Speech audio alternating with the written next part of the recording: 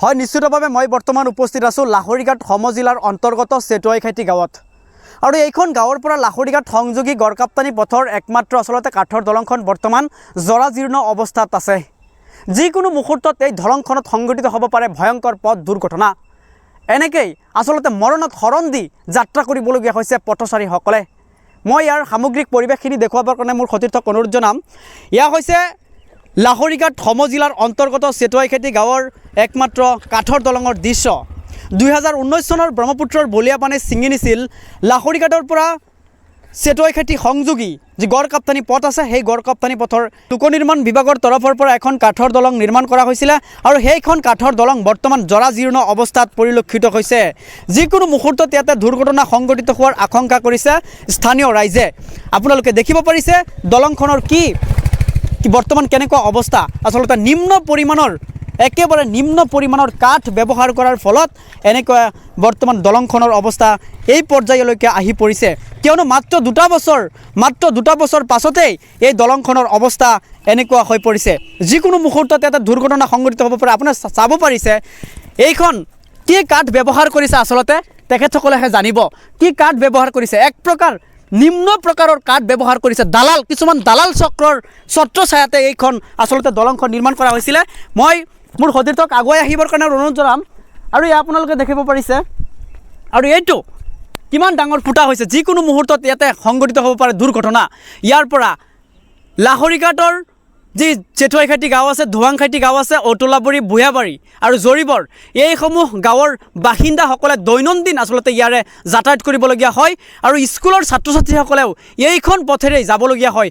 লাহৰীঘাটলৈ যাবলগীয়া হ'লে একমাত্ৰ এইখন পথৰ এনেকুৱা এই বৰ্তমান এই কাঠৰ দলংখনৰ অৱস্থা এনেকুৱা হৈ পৰিছে।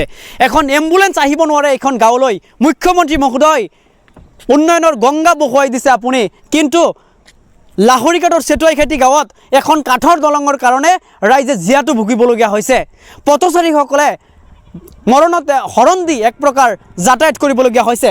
মই আৰু কিছুমান অংশ দেখুৱাবৰ কাৰণে অনুৰোধ জনাম। মোৰ সতীৰ্থই দেখুৱাব। ইয়াৰ আগত এইখন চাওক কি কাঠ ব্যৱহাৰ কৰিছে, এইবিলাক কি কাঠ ব্যৱহাৰ কৰিছে, কিমান ডাঙৰ। বৰ্তমান আচলতে স্থানীয় ৰাইজে কিছু পৰিমাণে হ'লেও ৰিপেয়াৰিং কৰিছিল যদিও বৰ্তমান আচলতে এই অংশটো একেবাৰে বিধ্বস্ত হৈ পৰা পৰিলক্ষিত হৈছে। মোৰ সতীৰ্থই দেখুৱাব। আৰু এখন কাঠ কি কাঠ ব্যৱহাৰ কৰিছে এইটো আমি নাজানো। এয়া আপোনালোকক দেখুৱাইছোঁ। এইটো কি কাঠ? কাঠৰ দলঙত এনেকুৱা কাঠ কেতিয়া ব্যৱহাৰ কৰে চাওক আপোনালোকে, এইখিনি চাওক। মুখ্যমন্ত্ৰী মহোদয় আপুনি দুৰ্নীতিৰ বিৰুদ্ধে শূন্য সহনশীল নীতি গ্ৰহণ কৰিছে, কিন্তু দুৰ্নীতিৰে লুতুৰি পুতুৰি এইখন কাঠৰ দলং মৰিগাঁও জিলাৰ লাহৰীঘাটৰ চেটুৱাইখাটি গাঁৱৰ এইখন দলঙৰ অৱস্থা চাওক আপুনি। এখন এম্বুলেঞ্চ, ই ৰিক্সা, আনকি আন যিবিলাক সৰু বাহন আছে সেই বাহনবিলাকো আচলতে চলাচল কৰিব নোৱাৰে। বৰ্তমান এনেকুৱা হৈ পৰিছে। মৰণত শৰণ দি যাত্ৰা কৰিবলগীয়া হৈছে পথচাৰী লোকসকলে। আৰু মন্ত্ৰী কেশৱ মহন্ত আৰু লাহৰীঘাট সমষ্টিৰ বিধায়ক ডাক্তৰ আসিফ নাজাৰে এই দলংখনৰ কাৰণে আধাৰশিলা নিৰ্মাণৰ কাৰণে এখন প্লেট নিৰ্মাণ কৰিছিল আৰু সেইখন আধাৰশিলা দলংখন সম্পূৰ্ণ হোৱাৰ আগতে বৰ্তমান ভাঙি গৈছে। কিয়? জনপ্ৰতিনিধিসকল কেৱল ভোটৰ স্বাৰ্থত নেকি, কেৱল ভোটৰ স্বাৰ্থত আধাৰশিলা স্থাপন কৰে নেকি? এই কাম সম্পূৰ্ণ নোহোৱাৰ আগতে এই যিসমূহ আধাৰশিলাৰ প্লেট আছে সেয়া পৰি গৈছে। মোৰ সতীৰ্থক আগৰ দৃশ্যখিনি দেখুৱাবৰ কাৰণে অনুৰোধ জনাম। এইটো আপোনালোকে চাব পাৰিছে কি কাঠ ব্যৱহাৰ কৰিছে ঠিকাদাৰে। এক প্ৰকাৰ নিম্ন প্ৰকাৰৰ আচলতে ইয়াত সম্পূৰ্ণ কাঠ ব্যৱহাৰ কৰাৰ ফলত এনেকুৱা এটা পৰিৱেশৰ আচলতে সৃষ্টি হৈছে। মাত্ৰ 2 বছৰ হৈছে, 2 বছৰ পিছত এখন কাঠৰ দলঙৰ এনেকুৱা জৰাজীৰ্ণ অৱস্থা। মুখ্যমন্ত্ৰী মহোদয় স্থানীয় ৰাইজে বাৰম্বাৰ অনুৰোধ জনাইছে এই দলংখন আচলতে নিৰ্মাণ কৰি দিয়াৰ কাৰণে। আচলতে এই দলংখন আমাৰ মৰিগাঁও জিলাৰ লাহৰীঘাট সমষ্টিৰ অন্তৰ্গত ৰজাগাদুৱা গাঁও পঞ্চায়তৰ 8 নং ৱাৰ্ডত এই দলংখন আমাৰ অৱস্থিত।